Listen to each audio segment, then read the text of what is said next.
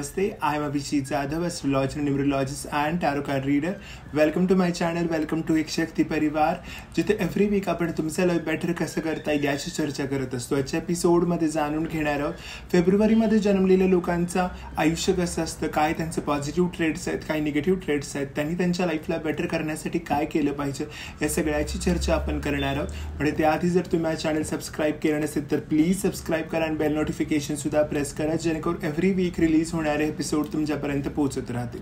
चला जाणून घेऊयात आता फेब्रुवारी मंथमधल्या लोकांबद्दल. मोस्ट ऑफ द टाईम कसं होतं, बऱ्याच टाईम लोकांना त्यांची डेट ऑफ बर्थ माहीत नसते किंवा ॲक्युरेट डेट ऑफ बर्थ माहीत नसते, पण त्यांना बर्थ मंथ माहिती असतो. मग ही सिरीज त्यांच्यासाठी उपयोगाला पडेल.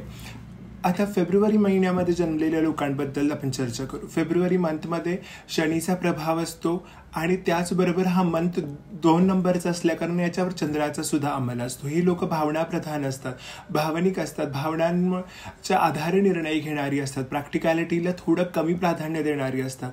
या लोकांमध्ये सुप्त गुणांच असतात, या लोकांमध्ये स्किल्स असतात, पण त्यांना तशी संधी मिळावी लागते आणि ज्यावेळेस त्यांना ती संधी मिळते त्यावेळेस त्यांच्यातल्या गोष्टी त्यांना जाणीव व्हायला सुरुवात होतात. ही लोक खूप चांगल्या लोकांना सल्ला देऊ शकतात, लोकांचं म्हणणं खूप ऐकून चांगल्या पद्धतीने ऐकून घेऊ शकतात, लोकांचं दुःख दूर करणारी असतात. हे लोक इमॅजिनेटिव्ह असतात, क्रिएटिव्ह असतात, क्रिएटिव्ह फील्डमध्ये काम करणारी असतात. ह्या लोकांमध्ये सहनशीलता असते, या लोकांमध्ये एखादी गोष्ट करण्यासाठी कन्सिस्टन्सी असते. या लोकांमध्ये जेवढी जास्तीत जास्त एखाद्या गोष्टीला समजून घेण्याची कपॅसिटी लागते ती असते.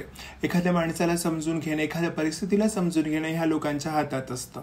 हे लोक दुसऱ्यांची मनं जपणारी असतात, दुसऱ्यांच्या भावनांचा विचार करून काम करणारी असतात. या लोकांमध्ये इमॅजिनेटिव्ह पॉवर चांगली असल्या कारणाने चांगले रायटर्स असू शकतात, ॲक्टर्स असू शकतात, चांगले कोरिओग्राफर्स असू शकतात, चांगले डान्सर्स असू शकतात, आर्टिस्ट असू शकतात. ही लोक फेब्रुवारी मंथमध्ये जन्मलेली लोकांमध्ये भावनिकता जास्त असल्या कारणाने कधी कधी लोक त्यांना फसवू शकतात. अधिक भावनिक झाल्या कारणानं लोक त्यांच्या परिस्थितीचा गैरफायदा घेणारी सुद्धा असतात. त्यांना लोकांवर पटकन विश्वास ठेवता येतो, लोकांच्या भल्यासाठी कामं त्यांना करता येतात, पण कधी कधी विश्वास ठेवताना ते प्रॅक्टिकल गोष्टींचा विचार करत नाहीत, प्रॅक्टिकल बाजू मांडत नाहीत, त्यामुळे त्यांना थोडासा त्रास व्हायला सुरुवात होतो. हे लोक प्रेमळ असतात, सोशिक असतात.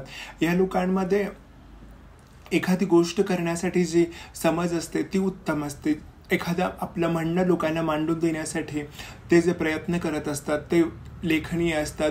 त्या प्रयत्नांमध्ये त्यांच्या नॉलेज, त्यांचं स्किल्स या सगळ्या गोष्टी दिसत असतात. त्यामुळे फेब्रुवारी मंथमधली जन्मलेली लोक ही ऑलमोस्ट त्यांच्या फील्डमध्ये, जर त्यांना मनासारखं फील्ड मिळालं, जर ते सायकोलॉजीमध्ये असतील, सायकॅट्रिस्ट असतील, NLP कोचेस असतील किंवा लाईफ कोचेस असतील किंवा जिथं ह्युमन सायकोलॉजीशी रिलेटेड काही कामं असतील तर ते चांगल्या पद्धतीने करू शकतात. या लोकांमध्ये स्वतःचं म्हणणं मांडण्यासाठी दुसऱ्याचं मन नाही दुखावलं पाहिजे याची ते काळजी करणारी असतात, पण कधी कधी याच अधिक भावनिकतेचा त्यांना त्रासही होऊ शकतो. ह्या लोकांना अतिभावनिक असल्यामुळं, अति मनाचा विचार करून करणारे असल्या कारणाने मनावर व्यवस्थित ताबा नसल्यामुळे वाईट सवयही लागण्याचे चान्सेस असतात.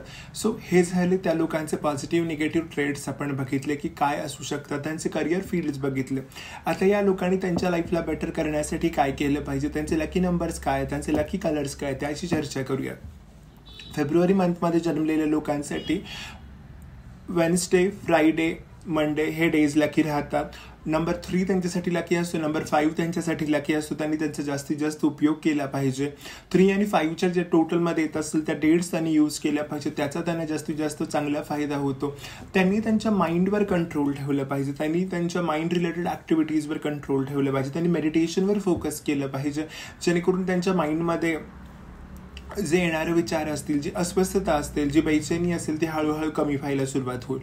त्यांनी नेचरच्या सहवासात राहून काम केलं पाहिजे, नेचरबरोबर त्यांनी जवळीक साधली पाहिजे, तर त्यांना जास्तीत जास्त चांगले रिझल्ट बघायला मिळतील आणि त्यांच्या लाईफमध्ये पॉझिटिव्हिटी येऊन ग्रोथ व्हावी यासाठी त्यांनी जेवढा जास्तीत जास्त जमेल तेवढा शिवमंत्रांचा जप करावा, ओम नमः शिवायचा जप करावा, शिवलिंगावर जलाभिषेक करावा, सोमवारच्या दिवशी लोकांना काही दान करावं. या सगळ्या गोष्टी जर त्यांनी चालू ठेवल्या किंवा शिवमंत्राचा जाप करणं, शिवस्तुतीचा जाप करणं, व्हाईट कलरच्या कपड्यांचा सोमवारच्या दिवशी उपयोग करणं किंवा त्यांच्या महत्त्वाच्या कामाच्या दिवशी त्यांनी लाईट कलरचा उपयोग करणं, पर्पल कलरचा उपयोग करणं, light green colour, light yellow कलरचा उपयोग करणं हे त्यांच्यासाठी जास्त लकी राहतं.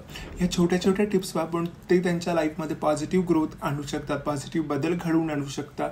सो त्यांनी हे उपाय केले पाहिजेत. जरी तुम्हाला तुमची डेट ऑफ बर्थ माहीत नसली, काही गोष्टी माहीत नसल्या, तरी तुम्हाला बाकीचे उपाय जमत नाहीत, बाकीच्या गोष्टी जमत नाही आहे, तरी ओम नमः शिवाय मंत्राचा जप करायचा, शिवस्तुती रोज वाचायचे, शिवस्तुती. आणि रोज तुम्ही जेवढ्या जास्तीत जास्त मेडिटेशन करत असाल, योगा करत असाल, साधना करत असाल, तेवढं तुमच्यासाठी चांगलं राहील, तेवढं तुमचं लाईफ बेटर बनायला सुरुवात होईल.